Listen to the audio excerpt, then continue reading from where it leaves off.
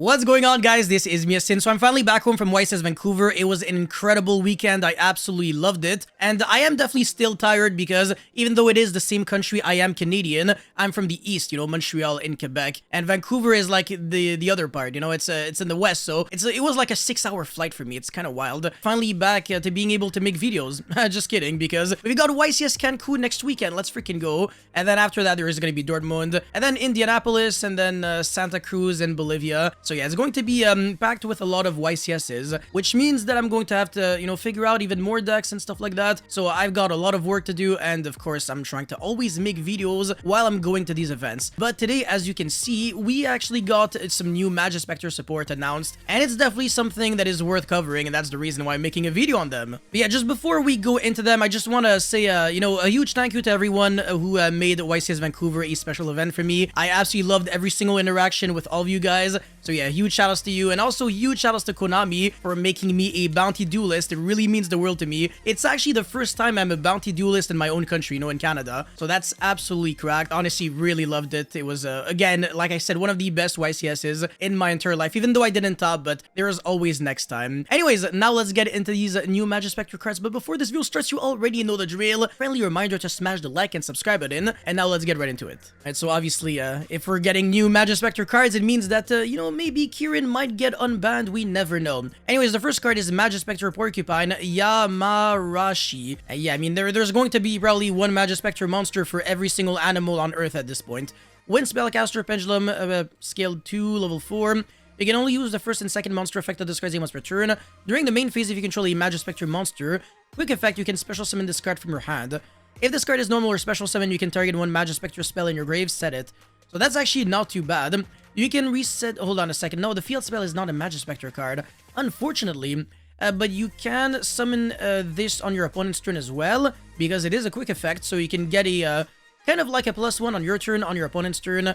And of course, the third effect, I don't even have to read it because pretty much all of the MagicSpectr monsters out there all have the same continuous effect of being indestructible and untargetable by your opponent's card effect. None of the MagicSpectr monsters have an effect in the Pendulum scale outside of the Draco Slayer one. That is the exception to the rule. Now, speaking of Draco Slayer, look at what we have here. MagicSpectr Draco, Wind Spellcaster, rank 4, scale of 5, and yeah, okay, so we're going to be reading the Pendulum...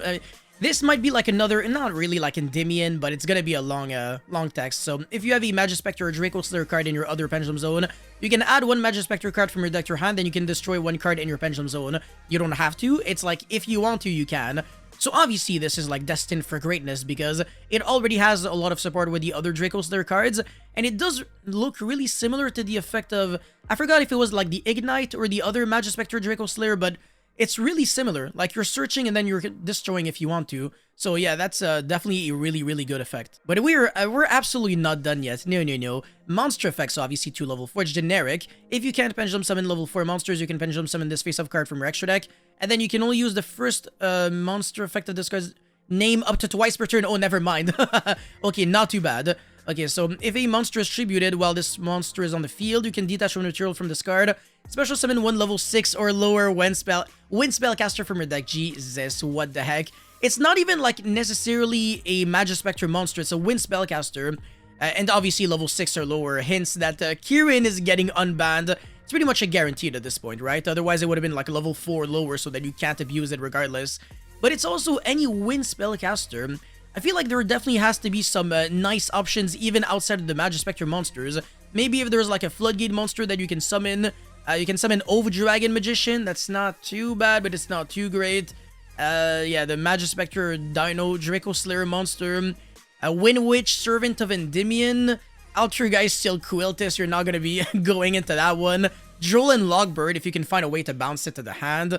It's not garbage, but like, yeah, I don't know. Yeah, there might be like some potential for the future, but this is like destined to be abused, honestly. It's already really good. But we're not done yet. If this card in the monster zone is destroyed by battle or by card effect or tributed, you can place it in your Pendulum Zone. And again, the Pendulum effect of this card is disgusting. So if you can trigger the first effect twice, and then the second effect, and then this effect, I can't even like start to imagine the amount of ridiculous things that you could be doing with this card. And this card has crazy synergy with the MagicSpectr field spell. I think the name is Majesty's Pegasus or something. It's a really good card. Like, you get to tribute your MagicSpectr monsters to tribute special summon another one from the deck. Pretty cracked, but it is a hard once per turn, unfortunately. Either way, this card is already insane. But again, we're not done yet, Bernard. Now we got a Link 2 monster, of course. MagicSpectr Orthros Nu. What is this? Oh, that's a monkey and a... what are you? Anyways, a Wind Spellcaster looks anything but a Spellcaster monster. Okay, so 2 Pendulum monsters, including at least 1 MagicSpectr monster.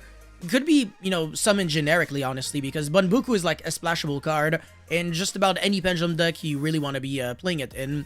Anyways, you can only use the effect of this card once per turn, and this card is Link Summon. You can activate this effect. You can now special summon monsters from the extra deck for the rest of the turn, except MagicSpectr and Draco Slayer monsters. Also, add up to 2 face-up MagicSpectr monsters from your extra deck to your hand. Then you can add up to 2 MagicSpectr Pendulum monsters with different names from each other from your deck to your extra deck face-up. Would have been nice if it was the other way around. Then it would have been like a double search that bypasses Ash. But like, you can't always ask for like everything. This is still like extremely good. And hold on a second, is this? Yeah, it is once per turn, obviously. And it does lock you. But if you can do this at the very end of the combo, Jesus, this is already looking really nasty. And again, like, you can fill your extra deck and you can get back the cards from your... Oh my god. This is so good already. And MagicSpectr is not that kind of deck that really has to summon 65 billion times in one turn, because you're searching trap cards, right? So, yeah, I mean, you might still run into Nibiru if you try to play it as a combo deck, but I don't think that's really going to be an issue if you just play it slowly and play Control with Tornado and Tempest, especially. These are the really good ones. Anyways, the final card is MagicSpectre Wind, and it is a quick play spell card. So in other words, this is a card that you can search with Yata the Crow if you want like more gas, which means that if this card is good, then yeah, you know, we never know. Maybe it will allow the deck to have even more 1-card starters.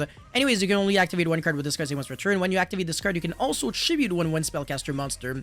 So special summon 1 MagicSpectr monster from your hand or grave, or if you tributed a monster at activation, you can special summon it from your deck instead. Alright, yeah, this is extremely good. So you go normal summon Yata and then search this, and then you tribute it to special summon, I don't know, like Bunbuku or something, or this, and then you get back this card, and then you do things. So yeah, like 1 card can already do a lot, and again, all of the MagicSpectr monsters, they're like +1s, and they're untargetable and undestructible by card effects. So it's like, I was saying it, I was saying something unironically when Unchained became the best deck. I was like, oh, MagicSpectr is like the perfect counter. All your cards completely ignore the Unchained interruptions. You really don't care. You're Pendulum summoning, you're not really using card effects most of the time in order to summon, so Caesar is useless. And then, you know, Unchained Soul of Rage can't target any of your monsters, and the Trap card can't destroy any of your... Well, I mean, they can still destroy your scales. But like, you know, it's all good, man. This deck is looking so nice. You can play it as a control deck, as a combo deck, maybe as a mid-range deck. I don't know. I mean, Pendulum is like slowly but surely changing into something that allows you to maybe even play like random cards that aren't even Pendulum cards, like Fenrir or Ash, Nibiru, whatever in your deck. Because back in the days, like the Pendulum deck, you really needed to play like only Pendulum cards. Otherwise, you would start breaking, and you can't really play with like 2 or 3 cards in Pendulum. But again, now there's actual like 2-card combos that end on several interruptions. So yeah, I don't know, will this support make a MagicSpectr top tier again? Well, I mean, again, was it ever top tier? I mean, I do remember that there was a point where someone managed to get top 4 or 3rd place at Worlds with MagicSpectr. Was the 2016 format where Blue Eyes won by Shunsuke Hiyama. So yeah, the deck was definitely playable back then. And obviously, Kirin is banned because it's abusable generically. Like, the card's stupid, I mean generically. Generically in Pendulum decks, not just in MagicSpectr. So if it gets, like, unbanned maybe in Errata so that you can only summon it, like, in MagicSpectr, I don't know how that would work out. Like, yeah, I don't know. This card's effect can only be used if you only control MagicSpectr monsters. Probably not. I don't even think it's gonna get Errata. I think Konami's straight up going to be giving us back Kirin at 1, just to try to figure out like if it's respectable at 1. But like I said, there has to be a world in which it gets unbanned when we get this new support, because you get to summon Kirin directly from the deck with this card. Like, this is not fair at all. Kirin is like one of the dumbest cards to ever exist, and I can guarantee you that without Kirin, this deck will not sell, and Konami really needs to, you know, find a good way to promote this product. And this is, hold on a second, that's the core set after Age of Overlord, if I recall correctly. So yeah, the best way again to do that is by giving us Kirin back. And also Electrum, we never know. Because, think about it, there's so many counters to Pendulums. There's Anti-Spell, D-Barrier, Unending Nightmare. Like, the deck can't play, man. It's so unfortunate. Like, the good news is that a lot of people play bad hand traps against you. Imagine in a world where everybody's playing, like, Ghost Bell and DD Crow and Bestials. You don't care. None of your cards hit the graveyard. But, when people play, like, Droll and stuff like that, it's a little annoying. And also, Shifter can be annoying. Sometimes it's not the end of the world. I don't know what to think of all of that. I obviously really love those cards.